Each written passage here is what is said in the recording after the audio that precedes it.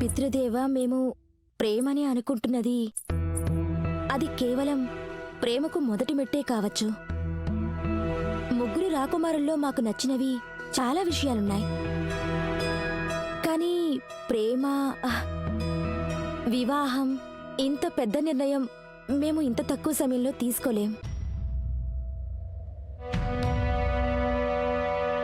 విక్రమ, మనస్సు కాలంలాగే విధి కూడా మారిపోతూ ఉంటుంది.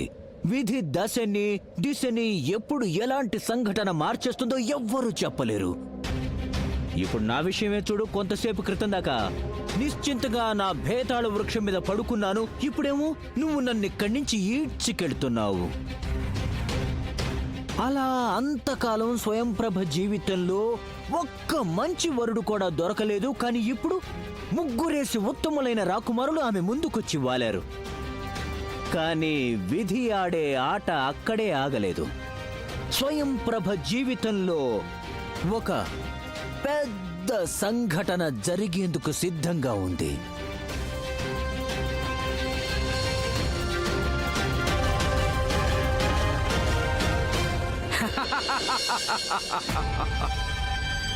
ఈ రోజు ఈ బందిపోటు మంగళ్ సింగ్ పంట పండింది. ఏకంగా విరాటపురం రాజకుమారి స్వయం ప్రభ కంకణాన్నే కొట్టేశాడు.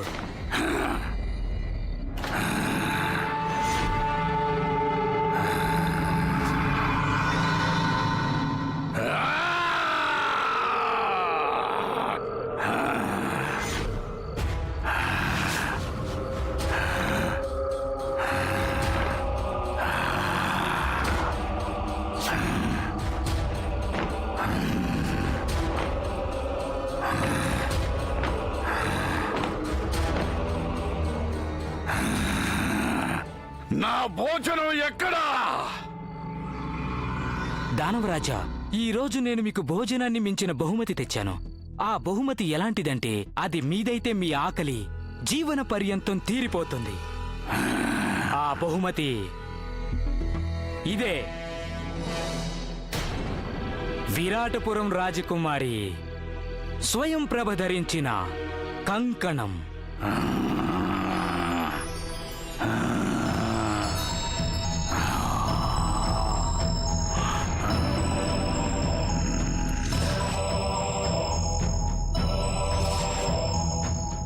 ఎంతటి సౌందర్యవతి!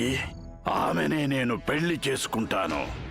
ఆమెని నా భార్యని చేసుకుంటాను నేను. తప్పక దానవరాజా, తప్పక. తమ వివాహం ఈ సుందరితోనే జరుగుతోంది. ఈమె నాకు భార్య కావలసిందే.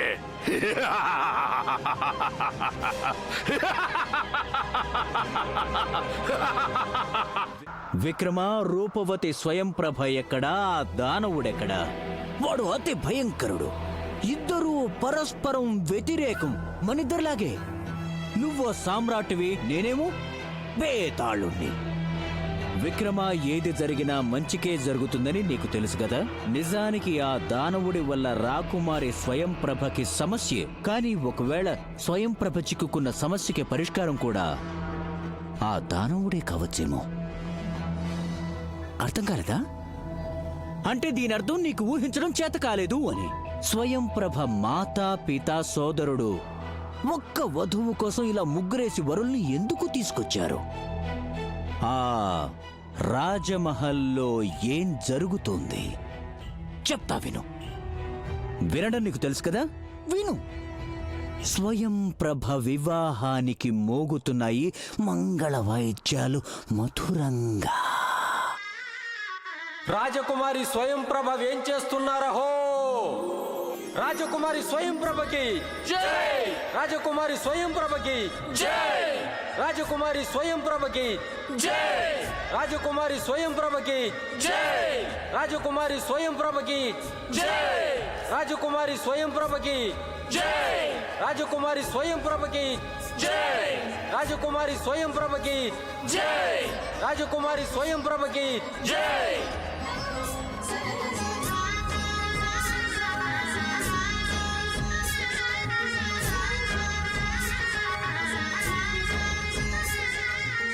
కేవలం నాదస్వరం వినకూడదు. స్వయంప్రభ మనస్సులోని ఆరాటాన్ని విను.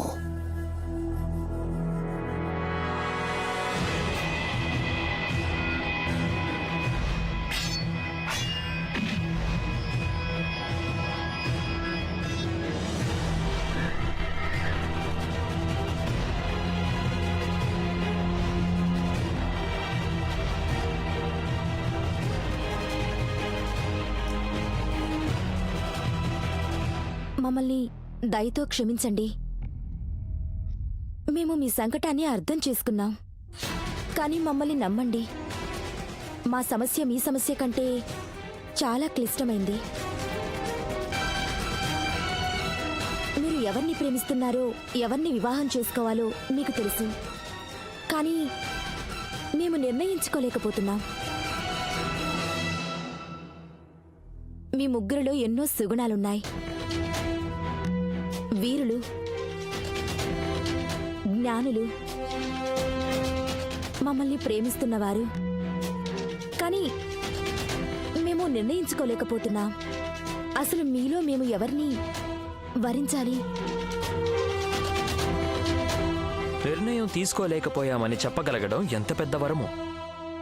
మన చుట్టుపక్కల ఎన్నుకోవడానికి ఎన్నెన్ని ఉన్నాయని. కానీ మన జీవితం ఎంత చిన్నది.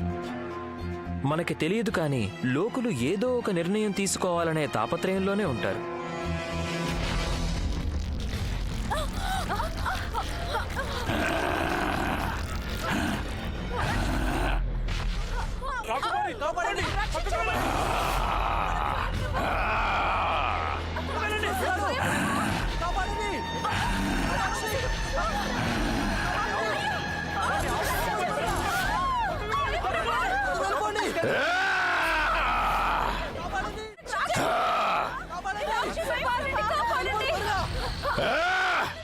ఈమె నా స్వప్న సుందరి రాకుమారి స్వయం ప్రభ.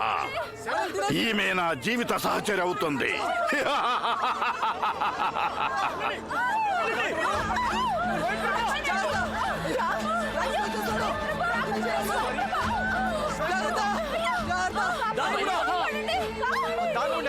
రాకుమారి, రాకుమారి, ఇటు రండి.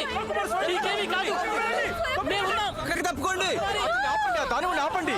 ఎవరు ఆపలేరా? స్వయంప్రభ, పుత్రి స్వయంప్రభ, ఎవరు మా రాజకుమారి రక్షించలేరా? రాజకుమారి స్వయంప్రభ, రాజకుమారి పుత్రి,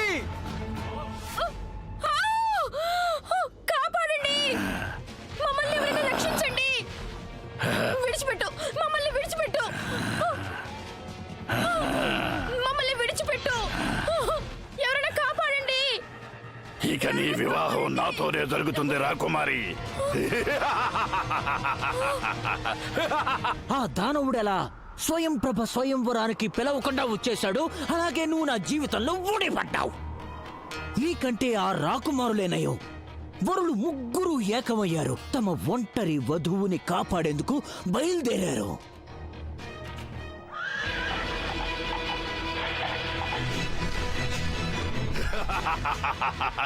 ఏడేడు జన్మల దాకా మన బంధాన్ని ఎవ్వరూ తెంచలేరు. వద్దు, వద్దు.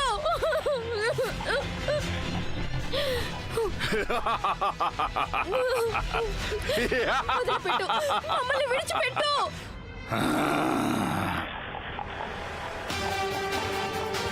స్వయంప్రభ,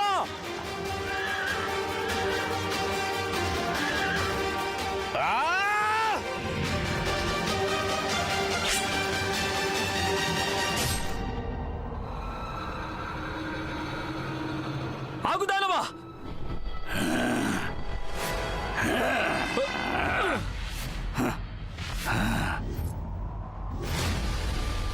స్వయంప్రభ, మేము వస్తున్నాం.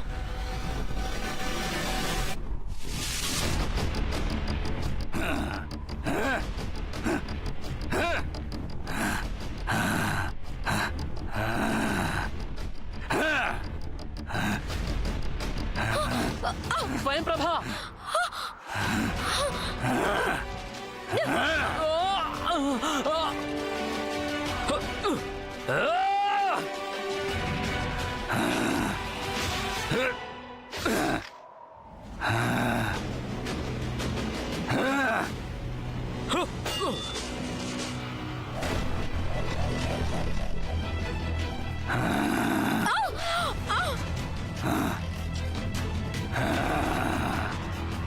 దానవా, మేం నిన్ను వదిలిపెట్టాం.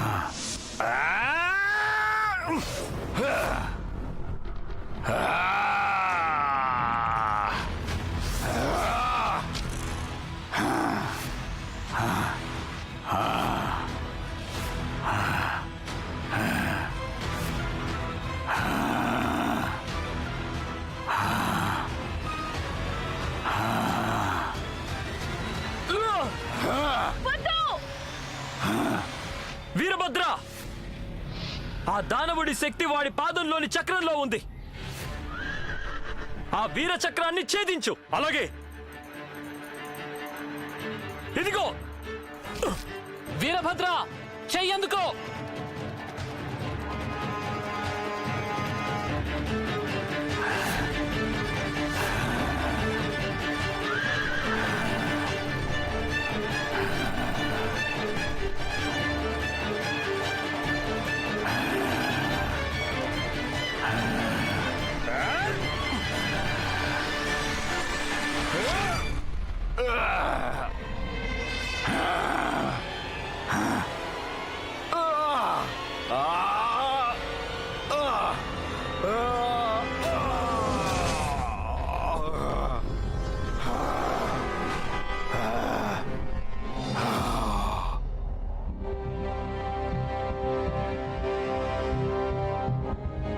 రాజకుమారి,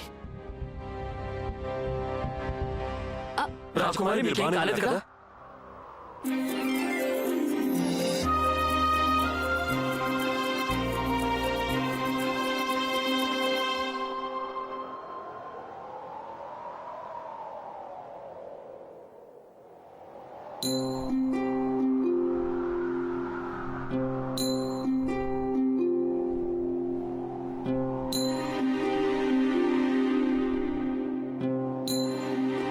మీకు ఎలా కృతజ్ఞతలు చెప్పాలో మాకు తెలియడం లేదు. ఈరోజు మీరు మీ అశ్వం లేకుండా ఉన్నట్లయితే. రాకుమారి, మిమ్మల్ని వివాహం ఆడడం కోసం మేమిలా అంటున్నాం అనుకోకండి. కానీ వాస్తవానికి మేము ఎప్పటినుంచో మిమ్మల్ని ప్రేమిస్తున్నాం.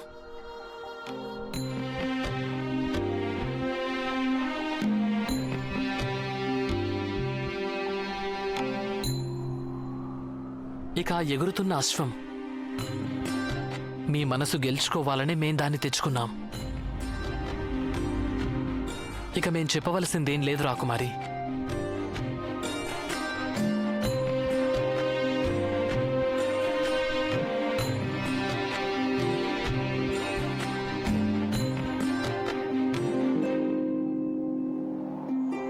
ఇప్పుడు ఇదంతా ఎందుకు చేస్తున్నారు రాకుమారి? ఇలాంటి చిన్న చిన్న గాయాలు అవుతూ ఉంటాయి కదూ. మీరు మా ప్రాణాలు కాపాడారు. మీకోసం మేము ఈ మాత్రం చేయకూడదా?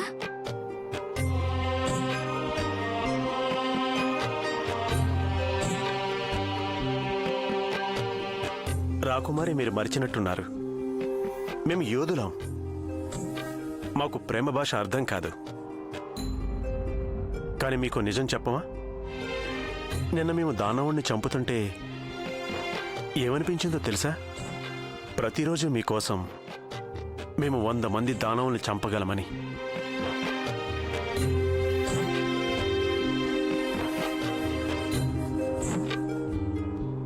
రాజా విక్రమాదిత్య, మరి నేను కథంతా నీకు చెప్పేశాను. ఇప్పుడు చెప్పు, ఎవరిని వివాహం చేసుకుంటుంది రాకుమారి స్వయం ప్రభ? రాజా సూర్యకాంతుణ్ణా, వీరయోధుడు వీరభద్రుణ్ణా, లేక కవిరాజు పుష్కరుణ్ణా? తెలుసు, ప్రశ్న గడ్డుదే. ముగ్గురు కూడా గుణవంతులే. ముగ్గురి ప్రేమ ఒట్టి మాటలు కానే కాదు. వాళ్ళు తమ ప్రాణాలు లెక్క చేయకుండా రాకుమారి ప్రాణాలు కాపాడారు. ఇక నువ్వు నీ మౌనాన్ని విరమించి అసలైన వరుణ్ణి గుర్తించు. ఎవరి కంఠంలో పడుతుంది స్వయం ప్రభ కళ్యాణమాల. నువ్వు మాట్లాడవు. కారణం మౌనంగా ఉండి నువ్వు నన్ను ప్రేతస్థలి నుంచి భద్రకారుడి చెంతకు తీసుకెళ్తావా? విక్రమా, నువ్వు మర్చిపోయినట్టున్నావు భేతాళ నియమాలు. నేను నీకు చెప్పాను, గుర్తు చేసుకో. కథ పూర్తయిన తర్వాత నేను ప్రశ్న అడుగుతాను, సమాధానం చెప్పాలన్నానా? నువ్వు ప్రశ్నకి జవాబు చెప్పకుంటే నువ్వు నన్నిక్కడి నుంచి తీసుకొని వెళ్ళలేవు.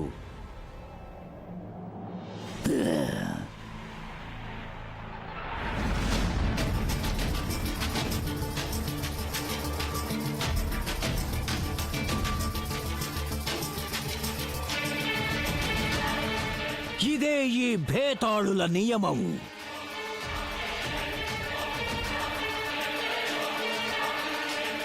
ఇతరుల ఇచ్ఛతో చనిపోయిన వారు తమ ఇచ్ఛానుసారంగా జీవిస్తారు. చెప్పు, లేదంటే ఇక్కడే ఇలా ప్రదక్షిణలు చేస్తూ ఉండిపోతావు. గుర్తుంచుకో. ఇంకా ఆలోచిస్తావేంటి విక్రమా? సూర్యోదయం కావస్తోంది. మేం సూర్యోదయం కాకముందే ప్రేతస్థల నుంచి బయటపడాలని సన్యాసి చెప్పారు. చెప్పు చెప్పు చెప్పు చెప్పు, లేదంటే ఇక్కడే ప్రదక్షిణలు చేస్తూ ఇలాగే ఉండిపోతావు. గుర్తుంచుకో.